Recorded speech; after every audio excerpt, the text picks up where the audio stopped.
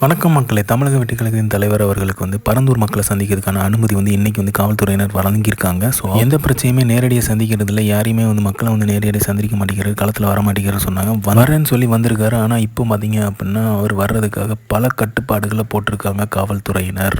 அவங்க விதித்த கட்டுப்பாடுகள் என்னென்னு பார்த்தீங்க அப்படின்னா, அனுமதி அளித்த இடத்தில் மட்டும்தான் மக்களை சந்திக்க வேண்டும் தமிழக வெற்றிக் கழகத்தின் தலைவர் தளபதி விஜய் அவர்கள். இரண்டாவதாக போட்டிருக்கிறது என்ன பார்த்தீங்கன்னா, அதிக கூட்டத்தை கூட்டாமல் அனுமதிக்கப்பட்ட எண்ணிக்கையில் நபர்களை வர வைக்க வேண்டும். அனுமதிக்கப்பட்ட வாகனத்தில் அனுமதிக்கப்பட்ட எண்ணிக்கையில் தான் வர வேண்டும். குறிப்பிட்ட நேரத்தில் தான் மக்களை விஜய் சந்திக்க வேண்டும்.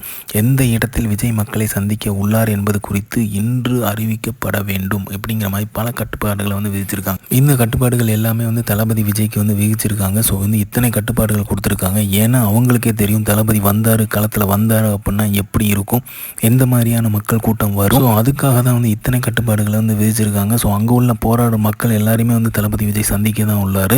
ஸோ அங்கே உள்ள எல்லா மக்களையுமே கண்டிப்பாக சந்திப்பார். ஸோ சந்திக்கும் போது ஆனால் இவ்வளோ மணி நேரத்தில் 3 மணி நேரத்தில் சந்திப்பை முடிச்சுக்க விட வேண்டும், குறிப்பிட்ட வாகனத்தில் வர வேண்டும் அப்படிங்கிற மாதிரி பல கட்டுப்பாடுகள் விதிச்சிருக்காங்க காவல்துறையினர். ஸோ அவங்க ஒரு புரோட்டோக்கால் கொடுத்துருக்காங்க. ஸோ இப்படி இந்த குறிப்பிட்ட மணி நேரத்தில் தான் பண்ணணும் அப்படிங்கிற மாதிரி கொடுத்துருக்கதை தளபதி விஜய் அவர்கள் கண்டிப்பாக அதை மெயின்டைன் பண்ணுவார். ஏன்னா அவர் டிசிப்ளின் அண்ட் பங்க்சுவலான ஒரு கண்டிப்பாக இதை ஃபாலோ பண்ணுவார். அதில் எந்த வித டவுட்டுமே கிடையாது. ஸோ இப்போ அவரை சந்திக்க போகிறாரு அப்படிங்கிறது பரந்தூர் மக்களிடம் எல்லா இடத்துலையுமே பரவி இருக்குது. ஸோ அப்போ மக்கள் எல்லாருமே சொல்கிறாங்க, இந்த பிரச்சனை தளபதி விஜய் அவர்கள் வர்றதுனால எல்லாருக்குமே தெரிய வருது, அதனால் எங்களோட போராட்டத்துக்கு ஒரு பதில் கிடைக்குங்கிற ஒரு நம்பிக்கை வந்திருக்கதாகவும் சொல்லிட்டு இருக்காங்க. ஸோ அந்த வீடியோலாம் இப்போ பயங்கர ட்ரெண்ட் ஆகிட்டு இருக்கு. ஸோ தளபதி விஜய் வர்றது அவங்க எதிர்பார்த்துட்டு இருக்காங்கிறது நல்லாவே தெரியுது. அவங்களோட முழு கோரிக்கையும் தளபதி விஜய் அவர்கள் ஏற்று அதை கேட்பாரு. ஸோ அந்த 3 மணி நேரத்தில் எல்லா விஷயங்களுமே தெரிஞ்சுக்குவார்.